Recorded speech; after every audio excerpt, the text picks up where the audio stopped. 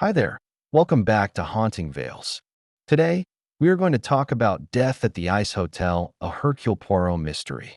A tale of elegance, frozen beauty, and a crime so cold that only the sharp mind of Hercule Poirot could bring the truth to light. Chapter 1. The Arrival in the Frozen North. The Arctic night was a strange thing, half dark, half dream. A vast canopy of stars stretched across an endless sky. From the small aircraft window, Hercule Poirot gazed out with fascination. The snow-covered forests of Swedish Lapland sprawled beneath him like a white desert, unbroken except by winding rivers frozen into silver ribbons. Every so often, the heavens rippled faintly, green and violet veils of the aurora borealis, shimmering as though the sky itself whispered secrets to those who dared to look. Poirot adjusted his immaculate mustache, tilting his head ever so slightly. He was a man who believed in the small details of life: the symmetry of a button, the fold of a pocket square, the polish on a shoe. Yet even he had to admit that this northern world, untamed, mysterious, and gleaming in icy stillness, had a grandeur beyond the order of human design. He was not here by chance. Poirot rarely was. An invitation had reached him months before, written in the precise, commanding hand of Count Axel Lindström, a Swedish aristocrat whose family name carried centuries of prestige. Mon cher Poirot, the letter had begun, I beg you to grace us with your presence at the opening of a marvel, our new ice hotel on the Torna River. It is a palace of crystal, a monument carved anew from the frozen heart of Lapland each year. This winter, we gather Europe's finest minds, its wealthiest patrons, and its most celebrated artists. But beyond the glitter, I confess a worry lingers. I shall not say more in writing. Come, and with your famous little gray cells, you will see. Poirot had smiled at those words. He had known Lindström in earlier days, a man with a taste for the theatrical, whose wealth was rivaled only by his love for being at the center of grand occasions. Yet, Poirot thought, men who laughed loudly in public often carried shadows in private. And so, intrigued by both the promise of wonder and the whisper of unease, Poirot accepted. The aircraft landed in Corunna, its wheels skidding slightly over a runway buried in snow. Poirot stepped out, greeted at once by a slap of cold so sharp it made the lungs ache. He wrapped his fur-lined coat tighter, but even then, he could not help but admire the clarity of the air, the kind of cold that stripped everything bare, leaving only truth behind. From the airport, a sleigh awaited, pulled by reindeer with bells tinkling faintly in the frozen silence. The journey across the snowfields was surreal. Miles of untouched whiteness, broken only by the flicker of pine forests and the faint glow of distant cabins. Poirot, sitting upright with dignity even as the sleigh swayed, allowed himself to be lulled by the rhythm of hooves crunching through snow. At last, there it was, rising on the riverbank like a cathedral carved by winter itself. The Ice Hotel. Poirot drew in a breath. It was unlike anything he had ever seen. The entire structure glistened in pale blue light, its walls towering like glass, arches and corridors shining with sculpted precision. Torches burned in the snow, their flames reflecting against the ice, casting shifting shadows that made the whole edifice seem alive. Columns of transparent ice rose like pillars of marble. Frosted windows glowed faintly from within, lit by candles and lanterns that turned the frozen walls into a kaleidoscope of colors. It was a palace, yes, but one made to vanish when spring came. A place of beauty designed to melt into memory. Poirot thought of impermanence, of how even grandeur can be fleeting.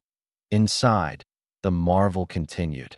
Chandeliers carved from blocks of ice hung overhead, embedded with prisms that scattered light into brilliant shards. Long corridors stretched like crystalline tunnels, their walls etched with patterns by artists from across the world.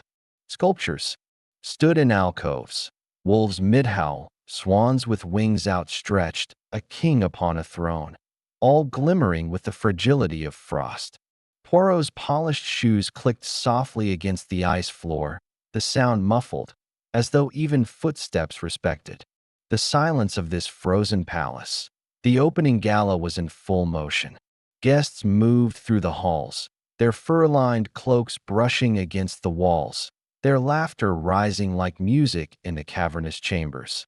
Poirot observed them with the careful eye of a man who never took things at face value. He noted their clothes, their gestures, the subtle ways in which pride, envy, or fear can reveal themselves in the smallest of movements.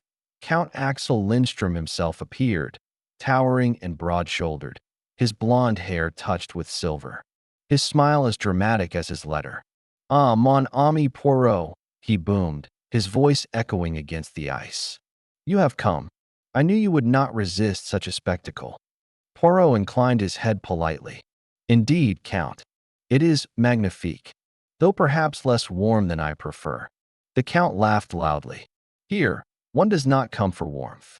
One comes for purity, for art carved by the elements themselves. Come, let me show you our guests." And so Poirot was introduced to the gathering. There was Erik Bjornsson, a mining magnate whose fortune was tied to the iron veins of Lapland. He was a man of harsh features, with hands calloused not from labor, but from years of pointing others to do his bidding. Beside him stood his much younger wife, Ingrid, her smile polite, but her eyes distant, as though fixed on something far beyond the frozen walls. Nearby, a French opera singer, Madame Celeste Duval, accepted compliments with dramatic bows. Her patron, an older financier named Henri Gautier, hovering at her shoulder like a watchful hawk.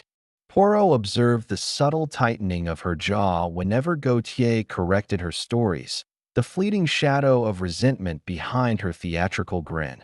There was also Carl Sundstrom, a young engineer with spectacles fogged from the cold, nervously speaking of sustainable ice architecture to anyone who would listen. Few did, and Poirot noted the bitterness with which he drained his champagne when ignored.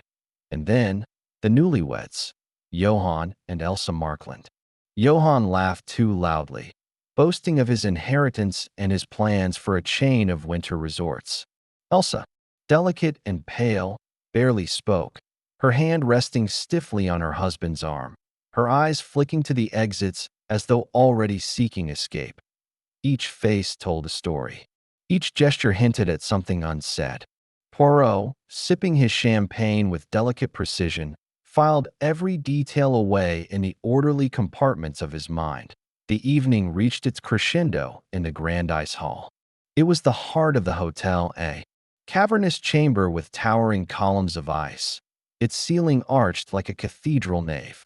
Music filled the air as an orchestra played, their instruments shimmering with frost.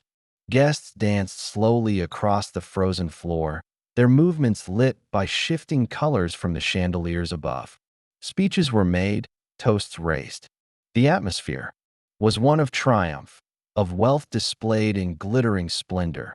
And then, silence broken. It began with a gasp, sharp and sudden, from the far end of the hall. Poirot turned at once. A man staggered, his champagne flute slipping from his fingers. The glass shattered against the icy floor, the sound sharp and brittle. Guests froze, watching as Erik Bjornsson, the mining magnate, collapsed to his knees. His face turned pale, then blue, his hand clawing at his throat. He fell forward, the light from the chandeliers glinting on his motionless form. Doctors among the guests hurried forward, kneeling beside him. Voices rose in alarm, confusion, panic. The music ceased, the violin bow frozen mid-air. Within minutes, the doctors looked up, shaking their heads. Bjornsson was dead. A murmur swept the hall. Some whispered of a heart attack, others of the cold. But Poirot stepped forward, his voice cutting clean through the noise. "Mesdames et messieurs," he said, calm and steady.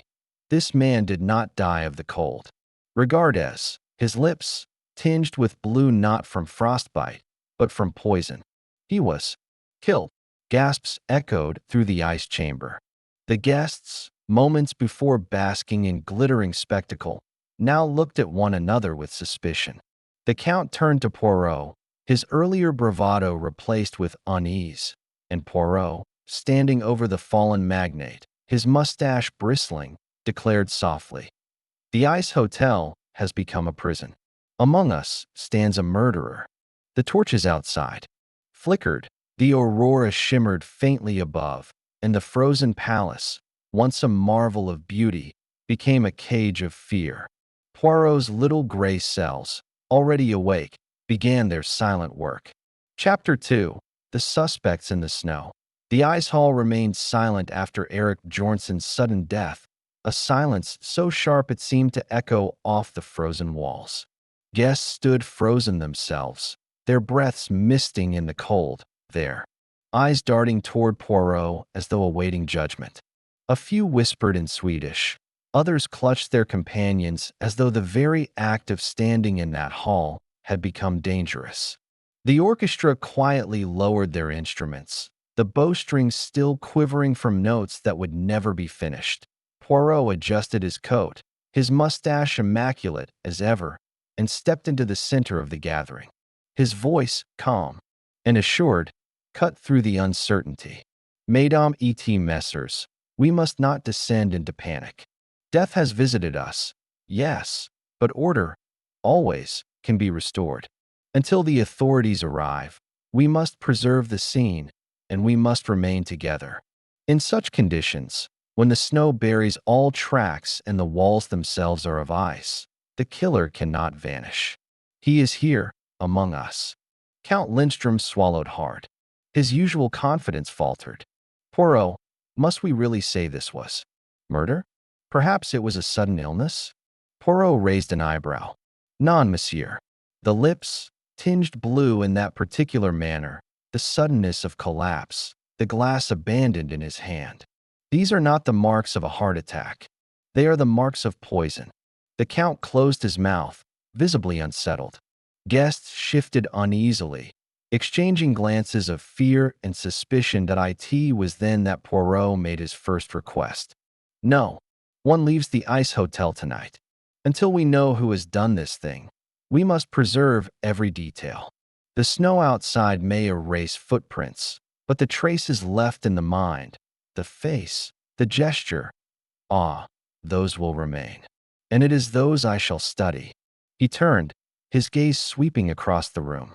"Let us begin, Mes Amos, by hearing the voices of those who stand nearest to our unfortunate host in his final moments." The first to speak was Ingrid Bjornson, the widow. She stood rigidly by the fallen body of her husband, her pale face illuminated by the cold blue glow of the chandeliers. Her eyes, wide and glassy, betrayed a strange mixture of shock and something else. Was it relief? Poirot observed, but said nothing yet. "He was well when we arrived," Ingrid whispered. "He was strong, healthy. We danced not an hour ago. How could this be?" Poirot inclined his head gently. "Madam, sometimes the body hides its secrets. But it is not merely health I see here. It is something placed deliberately. Tell me, did your husband drink often tonight?" Her gaze flickered downward. "Champagne. He never drank much. He liked control always. But tonight, he had 2, maybe 3 glasses." Poirot tapped his lip thoughtfully. "And you? Did you share from the same glass?" A pause. "No. He was particular about his things." Poirot filed the answer away, then allowed her space, knowing grief, genuine or feigned, clouds the first hours after death. The next was Henri Gautier, the French financier, whose sharp eyes scanned the hall like a hawk assessing prey. He spoke with a cold precision. Bjornson had enemies. Many. He dealt ruthlessly in his mining ventures, buying out smaller companies, crushing competitors. If you wish for motives, Monsieur Poirot, they are endless." Poirot smiled faintly. And you, monsieur? Do you count yourself among his rivals? Henry's lips twitched. I have crossed him, yes. But I am not so foolish as to attempt such a thing here, in the open, before all these witnesses. Poirot leaned forward slightly. Perhaps not. But poison, monsieur, is the weapon of subtlety. It requires patience, calculation, qualities not unfamiliar to a financier. Henry's eyes flashed, but he said nothing further. Then there was Madame Celeste Duval, the opera singer, her hands clasped dramatically against her chest. Mon Dieu, to think such tragedy could unfold on a night of art and beauty. Eric was a patron of mine, you know. He admired my voice, my talent. He promised to support a new opera season in Stockholm. And now, she broke into a sob. Though Poirot noticed her tears did not fully form, her eyes too practiced in performance to deceive him entirely. Madam, he said gently, you knew him well. She fluttered her hands. As well as one can know such a man. He was generous, but cold. He saw people as possessions, even me, his artist. He thought of himself always first. Poirot let her words linger, then shifted to Carl Sundstrom, the young engineer. His spectacles fogged as he spoke nervously, his hands wringing. I saw him argue earlier tonight with Count Lindstrom about the mining rights near the Torna River. Bjornsson wanted control, the Count refused. It was heated. The Count stiffened, turning sharply. Exaggerations. It was a disagreement, no more. Poirot raised a finger. But a disagreement, nonetheless. Monsieur Sundstrom, you say you observed closely? Yes, Carl stammered. He accused the Count of ruining his plans. He threatened. He said people would pay. Poirot noted the tremor in Carl's voice. Nervousness, yes. But was it the nervousness of youth or guilt? And then came Johann and Elsa Markland, the newlyweds. Johann spoke loudly, almost too loudly. This is madness. To keep us here like prisoners, it is an outrage. My wife is fragile. She cannot be subjected to such stress. Elsa's eyes remained downcast, her hands clutching her cloak tightly. Poirot addressed her softly. Madam, and you? Did you notice anything unusual this evening? Her voice was barely above a whisper. Only that he seemed restless. Eric. He watched everyone, not the way one enjoys a party, but as though he searched for something or someone. Poirot's mustache twitched. Merci, madam. You have a keen eye. The guests murmured, restless and fearful. Poirot raised his hand for silence. Already, we see. Each among you has a thread that ties to the deceased. Rivalry, resentment, possession, threat. But threads, Amos, can be tangled or cut. We must be patient. The snow buries footsteps, but the heart does not bury truth so easily. The staff of the ice hotel were then gathered. Attendants, chefs, designers, all questioned briefly. None claimed to see more than the guests had seen. Eric Bjornsson, alive one moment, collapsed the next. Yet Poirot noted the quiet demeanor of one attendant, a young Sami man who avoided eye contact. Something in his silence suggested knowledge withheld. Poirot decided not to press. Yet, hours passed. The body of Bjornsson was placed in a chamber of ice. A strange irony that his final rest should be within walls carved from the element that gave him his fortune. Poirot moved among the guests, speaking quietly, observing gestures, watching the play of emotions under the flickering light.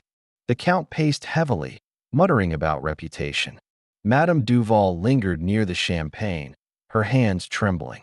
As she poured herself another glass, Henri Gautier made notes in a small ledger, his eyes sharp as ever.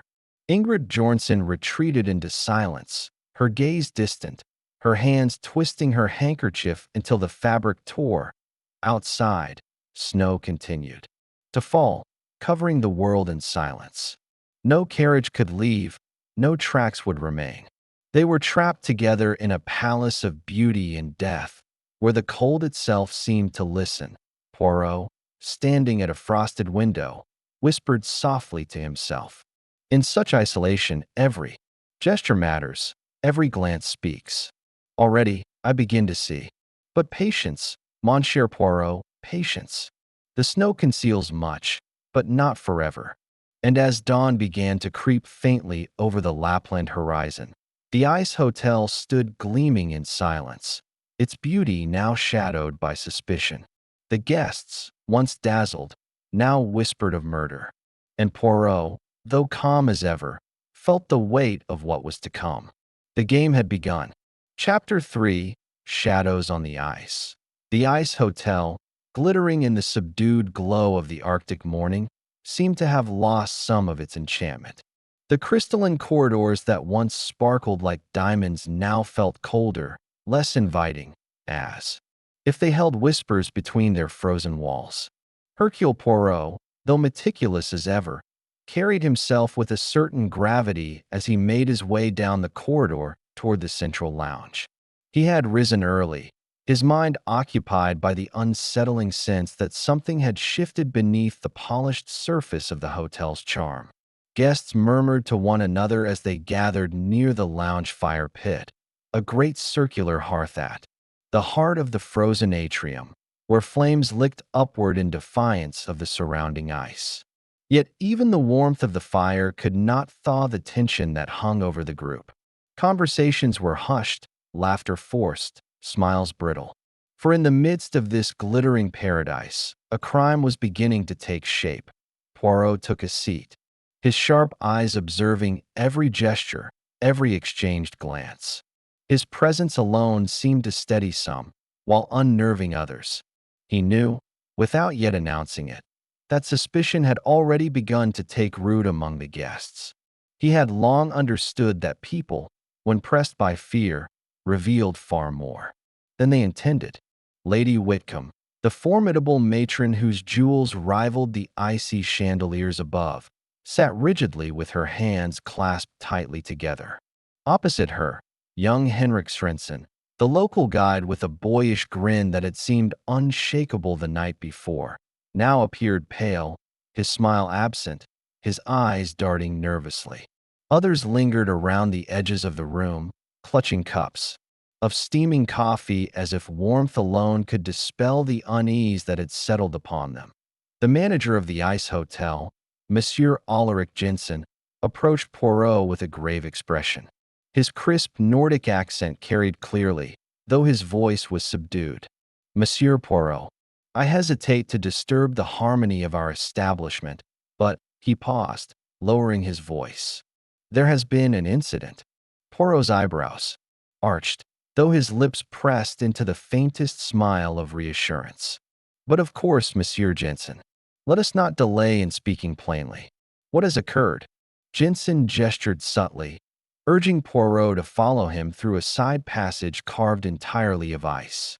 The two men walked in silence, their footsteps crunching softly against the frozen floor until they arrived at a secluded chamber used for private dining. There, upon the floor, lay a man, motionless, his skin pale as the snow outside. His clothing, elegant and tailored, was marred by the unnatural stillness of death.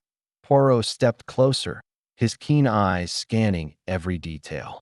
The man was instantly recognizable. Count Franz von Adelheim, the Austrian aristocrat whose arrival had turned more than a few heads. Wealthy, arrogant, and prone to boasting, he had made his presence felt the previous evening with a voice that carried in stories that seemed designed to impress. Now, however, he lay silent, his proud posture undone. Poirot knelt, examining the body. There was no sign of struggle, no obvious wound. Yet the eyes, open wide in their final moment, suggested surprise, perhaps even terror. Poirot's mind turned swiftly. Mon Dieu, he murmured softly. Death has arrived, and with it, the shadows have lengthened. The news spread quickly through the ice hotel. Guests gathered in small clusters, whispering anxiously, their breath misting. In the cold air, fear had seeped into the very fabric of the place. Some looked at one another with suspicion, others avoided each other's eyes altogether. Poirot, meanwhile, had insisted the body remain untouched until the authorities could be summoned, though. The remoteness of the location meant that officials would not arrive until the following day. This left Poirot, as so often before, in the position of ensuring order and uncovering truth among a gathering of strangers who were no longer merely guests, but potential suspects that eye in the lounge. Poirot gathered everyone together. His presence was calm, his tone measured, but there was no mistaking the authority in his words. Mesdames et messieurs, he began, his voice carrying with quiet strength. It is with regret that I must inform you. Count von Adelheim has been found, dead. A collective gasp rippled through the group. Lady Whitcomb pressed a hand to her chest. Henrik Svensson muttered an oath under his breath. A pair of Swiss bankers exchanged wide-eyed glances. Poirot raised a hand, silencing the room. There is no cause for panic. We are safe, yes, but we must be prudent. Until the authorities arrive, I will ask for your cooperation. We must remain calm. We must remain together. The reactions, as Poirot observed, were telling. Some showed genuine shock, others an almost guarded restraint. Poirot's little gray cells, as he called them, stirred with possibilities. Von Adelheim had been a man of wealth, influence, and arrogance. Such men rarely passed through life without leaving behind a trail of enemies, be they social, financial, or personal. The question was not whether someone might wish him ill, but rather, who among this frozen assembly possessed both the motive and the opportunity? As the hours passed, Poirot began to make quiet inquiries. He spoke first with Monsieur Jensen, who confessed that von Adelheim had quarreled with another guest the night before, a quarrel sharp enough to draw the attention of staff. That guest, it seemed, was Lady Whitcomb herself. Poirot approached her delicately, and she did not deny it. The man was insufferable, she declared, her clipped English vowels sharp as icicles. He insinuated things, Poirot, about my family, about my late husband. I will not tolerate such insolence. Yet beneath her defiance, Poirot detected a flicker of unease. Lady Whitcomb was proud, but she was also shrewd enough to know that her quarrel could cast suspicion upon her. Next, Poirot turned his attention to Henrik Svensson. The young guide admitted that von Adelheim had made sport of him the night before, mocking his local tales and calling him a peasant storyteller. Henrik flushed as he recounted it, his hands clenching at his sides. I did not like him, Monsieur Poirot. But to kill? No. I swear to you, no. Poirot studied the boy's face carefully, noting the sincerity in his eyes, but also the volatility of his pride. In such a setting, with tempers running high, even a small insult could ignite a hidden fire. The day wore on, the light outside dimming early in the northern sky, and the ice hotel grew ever more oppressive. The laughter of the previous night was gone, replaced by uneasy silence and the occasional murmur of voices lowered to secrecy. Poirot continued his quiet rounds, noting each nervous glance, each hurried denial. He felt, as he so often did, that the truth lay hidden in plain sight, like a clue half buried in snow, waiting to be uncovered by one who knew where to look. That night, the guests dined together, though the air was heavy with suspicion. Poirot sat at the head of the table, his presence a steadying force, though his eyes missed nothing. As the meal concluded, he rose, addressing the group once more. Mess Amos, he said softly, do not fear. The truth, it hides, but only for a little while.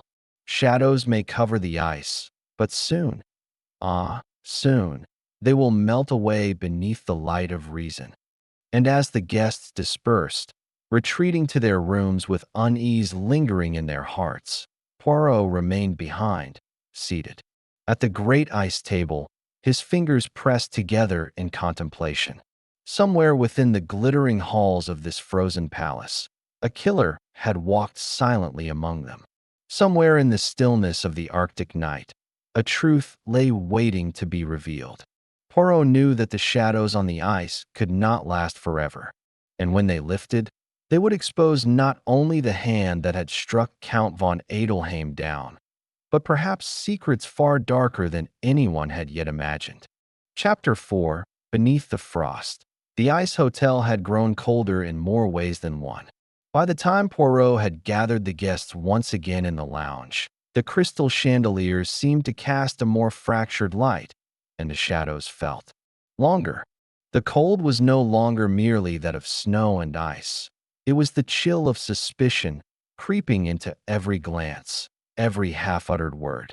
Poirot stood near the center, his small form still as a statue, his mustache immaculate, his eyes glittering with a sharpness that cut through the gloom. He did not raise his voice. He never needed to. The silence of the room leaned toward him, compelled by gravity as if the truth itself demanded to be spoken through him. "My friends," Poirot began, "the time has come to look beneath the frost, beneath the glitter of this beautiful hotel. Beneath the politeness we have maintained since the tragedy, there is rot, and it is time we unearth it." His words, though calmly delivered, landed with the weight of a hammer. Guests exchanged uneasy looks. Some clutched at their shawls. Others crossed their arms defensively. The tension was palpable. Poirot paced slowly, his patent leather shoes tapping lightly on the icy floor. Monsieur Christophe, our unfortunate victim, was not the simple businessman many believed him to be. No, indeed. He was a man of debts, of secrets, of enemies hidden behind false smiles.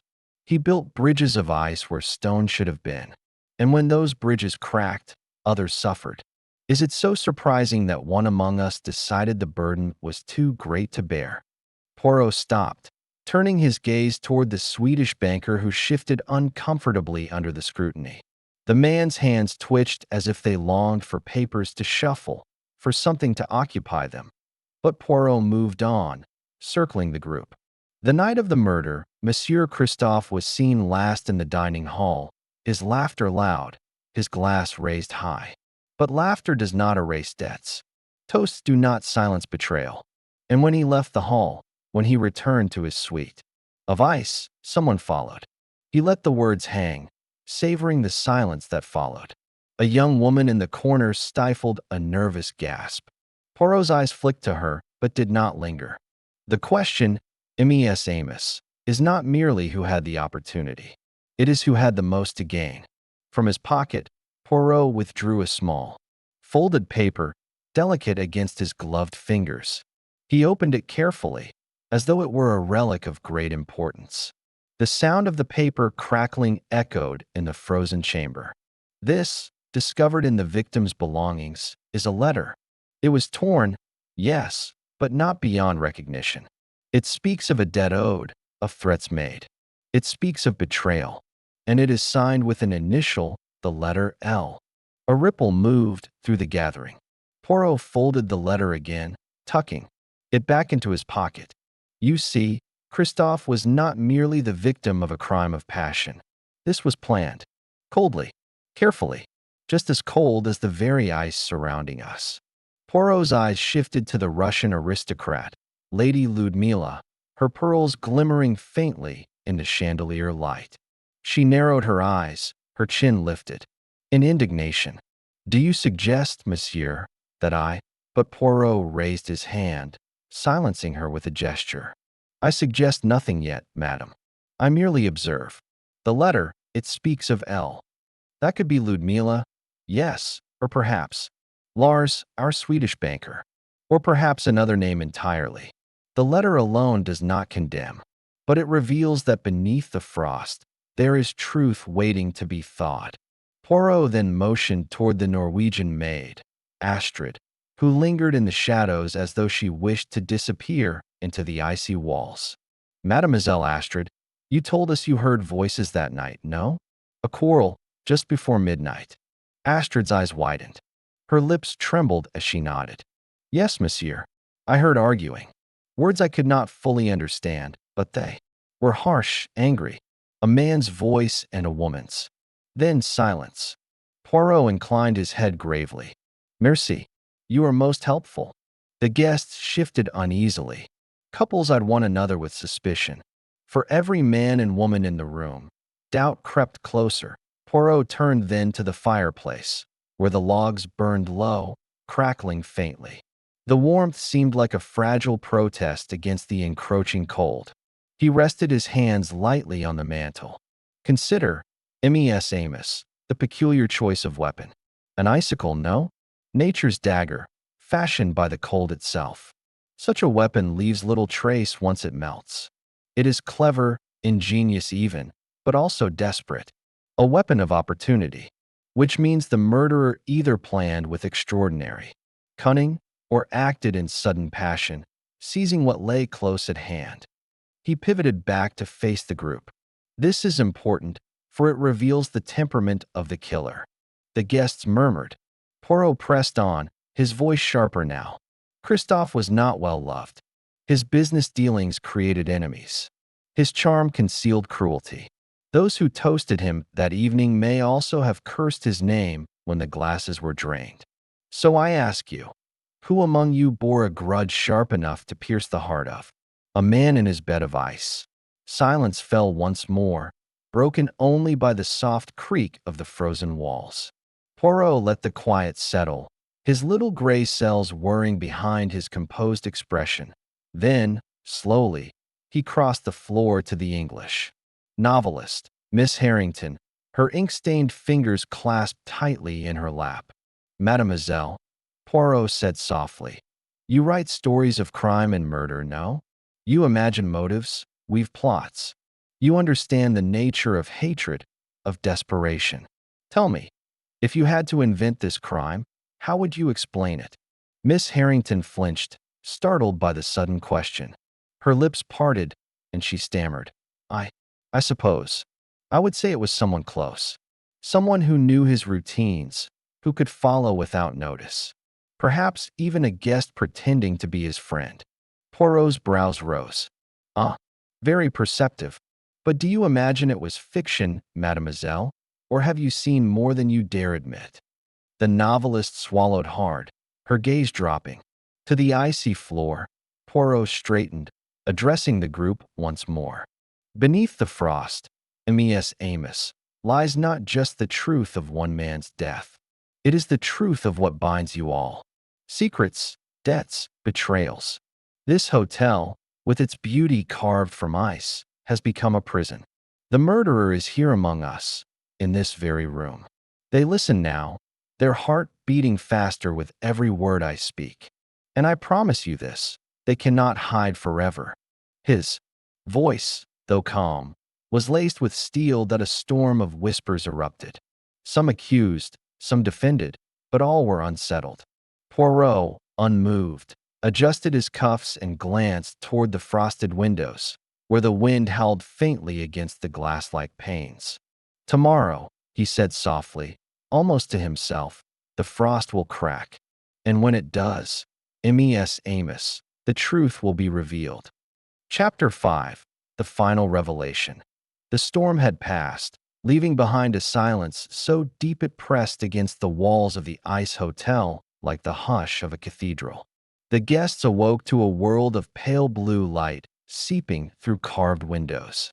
Of ice, the air brittle with cold, the snow outside lying unbroken except for faint tracks where the rescue sleds had finally made their approach. The isolation that had weighed upon everyone was lifting, and yet the tension remained, heavier than before.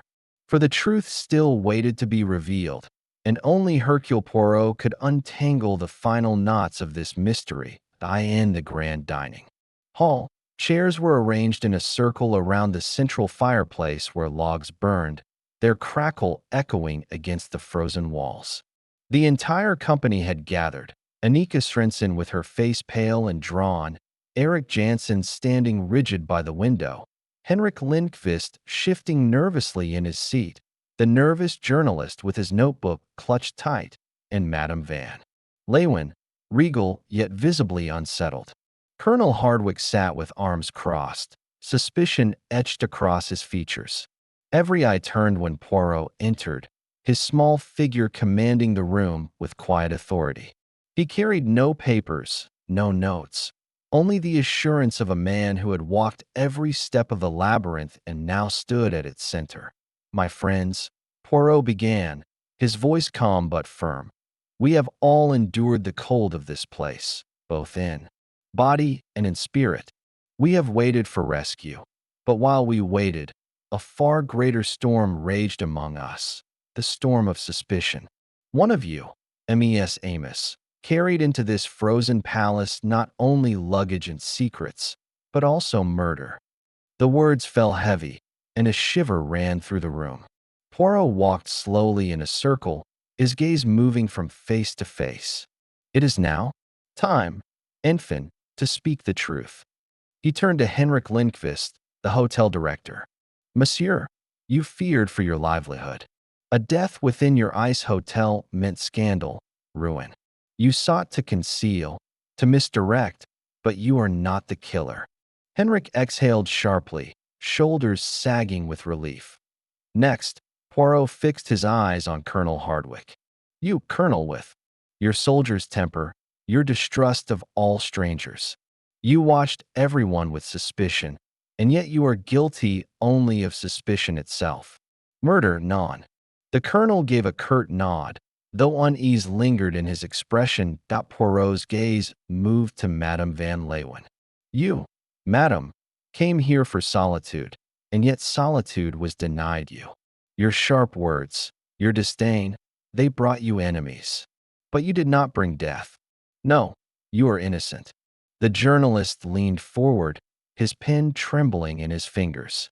Poirot regarded him with a faint smile. Monsieur, you sought only a story, and in that quest you almost became part of one, greater than you imagined. But you, too, are not the killer. And then Poirot turned, slowly, deliberately, to Eric Jansen. The wealthy patron of the arts stood very still, his eyes hard, his hands gripping the back of his chair. Monsieur Jansen, Poirot said. Softly, it is you. A gasp rippled through the room. Anika's hand flew to her mouth, her eyes wide with horror. Poirot stepped closer. From the beginning, you were too quiet, too measured. You observed, but always from the shadows. When Monsieur Carrel was found dead, it was you who suggested he had slipped, that the ice itself had claimed him. How convenient, NSC. Pa. Yet you miscalculated. The bruise on the head was no accident. It was the mark of a blow delivered by you. Jansen's lips pressed thin, but he did not speak. Poirot continued, relentless. You killed Carrel because he threatened to expose you. Your investments, monsieur, were not as strong as you wished the world to believe. Carrel, the critic, he had discovered something, financial documents, letters of debt. He would have destroyed not only your reputation, but also your fortune. And so, you struck him down here, in this place where you believed the storm would hide your crime. Jansen's mask cracked. His eyes flashed, his breath coming heavy. You cannot prove this, he muttered. But I can, said Poirot. The missing key to the wine cellar. You alone had it. The footprint outside the gallery door, a size that matches only your boots. And above all, your mistake with the glove. Poirot lifted a small leather glove from his pocket, holding it high. Monsieur Carrel was left-handed, but the glove, placed on his body, was for the right hand. It was planted there, clumsy, to suggest accident. Only you could have done this. The silence in the hall deepened, every breath held. Finally, Eric Jansen sank into his chair, his face hollow. Yes, he whispered. Yes, it is true. Anika let out a broken sob, covering her face. Madame Van Leeuwen closed her eyes, as though weary of the world. Colonel Hardwick muttered under his breath, shaking his head in disbelief. Jansen raised his head once more, his voice bitter. He would have ruined me. I had no choice. Non, monsieur, Poirot said sternly. There is always a choice. You chose murder. The door opened then, and the rescue party entered, men in heavy furs, carrying stretchers, their presence breaking the spell of the revelation. Jansen was taken into custody, silent, resigned. The others began to disperse, some in tears, some in quiet shock. Poirot remained by the fire, his mustache perfectly composed, his eyes distant. Hastings, who had sat quietly through it all, stepped forward.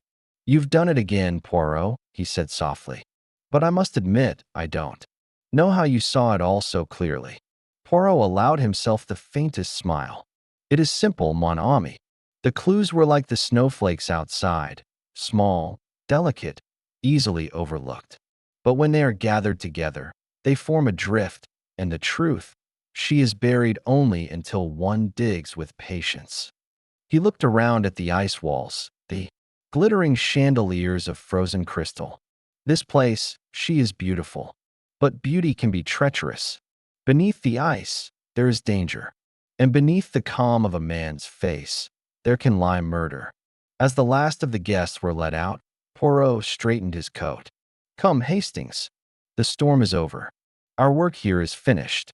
And with that, the little Belgian detective left the ice hotel behind, its glittering walls already beginning to melt in the morning sun, carrying with him once more the weight of truth, justice, and the quiet sorrow of a life lost to human folly. And that concludes tonight's mystery, Death at the Ice Hotel. If you enjoyed unraveling this chilling case with Hercule Poirot, make sure to subscribe to Haunting Vales for more timeless mysteries and unforgettable stories. Thank you for watching. And until next time, stay curious, stay safe, and never stop seeking the truth.